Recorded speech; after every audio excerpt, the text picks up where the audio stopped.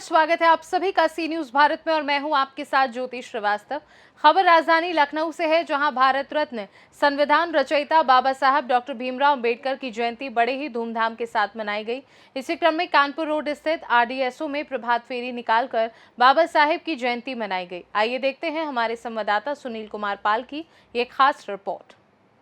Baba Saheb doctor Bhimrao Ambedkar की जयंती पर RDSO stadium से प्रभात फेरी सुबह 6 बजे से सेक्टर सी, मानकनगर थाना सेक्टर बी, सेक्टर ए से राजधानी हॉल मंदिर होते हुए लंगड़ा फाटक डॉक्टर भीमराव अंबेडकर स्मारक स्थल पहुंची।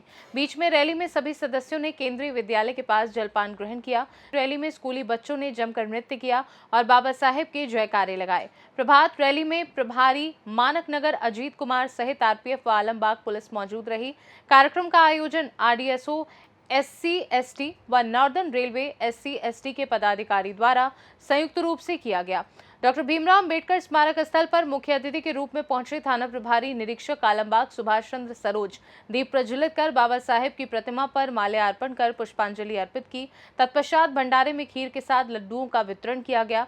इस अवसर पर कार्यक्रम के आयोजकों में पार्षद देवेंद्र सिंह यादव उर्फ जीतू भैया सहित आरडीएसओ SC/ST एम्प्लॉयज एसोसिएशन के अध्यक्ष संजीव गोयल, सचिव सुभाष चंद्र, कोषाध्यक्ष अरविंद कुमार, उपाध्यक्ष कलवेंद्र पासवान तथा all India railway SC/ST association से AC गौतम, कार्यकारी अध्यक्ष नॉर्दर्न रेलवे SC/ST जनार्दन प्रसाद, मंडल अध्यक्ष नॉर्दर्न रेलवे भवन पासवान, कोषाध्यक्ष KD भारती, शाखा मंत्री रचित राम, सहमति जसवंत सिंह, विनोद कुमार, चंदन कुमार, मंजुला, आशीष कुमार उपस्थित रहे।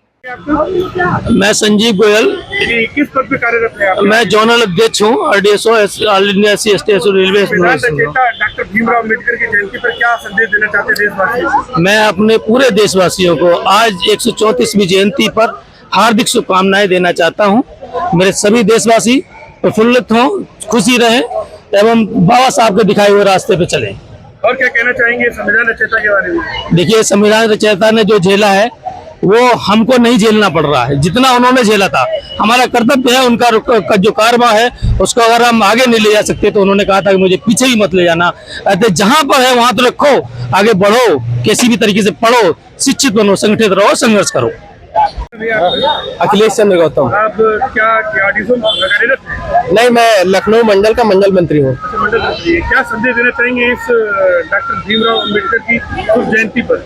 देखिए, हमारा यही संदेश है कि हम सभी लोगों को बाबा साहब से प्रेरणा लेकर उनकी तरीके से अपने बच्चों को पढ़ाकर शिक्षित करना चाहिए और उनका जो धम्म था, बुद्ध का धम्म, उसकी तरफ आगे बढ़ना चाहिए। अंधविश्वास, पाखंडवाद, इससे दूर रहना चाहिए। और क्या कहना चाहेंगे? क्या क्या बाबा साहब ने क्या क्या किया देश के लिए और क्या क्या संदेश दिए थे?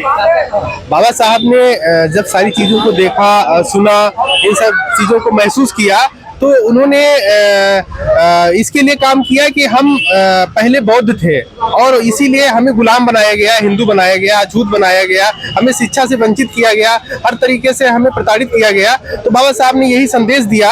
अपने जीवन का मूल मंत्र उनका वही है कि बुद्ध का धम्म, भाईचारा आपस में पैदा करना और किसी के प्रति नफरत नहीं करना, सबको अपना भाई मानना, शिक्षित रहना, संगठित रहना और संघर्ष करना। संघर्ष के बिना हमें कुछ नहीं मिल सकता है। यही बाबा साहब का संदेश था।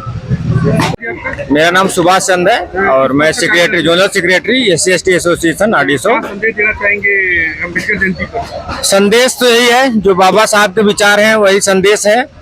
तो बाबा साहब ने जो हमको मार्ग दिखाया है, हम सबसे अपील करेंगे उसी मार्ग पर चलते हुए भारत में समता, न्याय, बंधुत्व का शासन स्थापित हो। यही सबसे अपील है कि बाबा साहब के जन्मदिन पे हम कम से कम ये प्रण करें, जो बाबा साहब ने सपना देखा इस भारत को एक संपूर्ण प्रभुता संपन्न समता मूलक समाज बनाने की जो उनकी बात थी, उसमें हम लोग अमल करें और उसके लिए कार्य करें। ये मेरा संदेश है सभी हमारे उनके अनुयायियों और देशवासियों के लिए।